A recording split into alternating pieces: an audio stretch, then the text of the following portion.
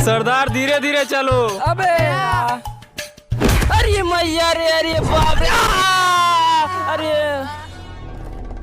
अरे तुम लोग कौन हो? हमें मदद की जरूरत है। वो देखो, वो रहा हमारा टापू। हम वहाँ रहते हैं। हम तुम्हारा देश घूमने आए थे और हम खो गए। हमें हमारे घर पहुँचा दो। कोई बात नहीं, मैं तुम्हें तुम्हारे घर पहुंचाऊंगा। कौन है वो, कौन है वो, कहाँ से वो आया? अरे साला गिरा दिया। सरदार आ गए। ओहो, सरदार ने हमें बचा लिया। धन्यवाद भाई, तुमने हम 8 को बचा लिया। अबे मैंने सिर्फ 3 को बचाया, 8 को नहीं। नहीं भाई, तुमने हम 8 को बचाया। कैसे?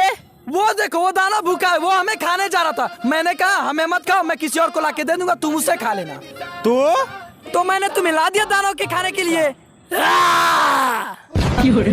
सरदार धीरे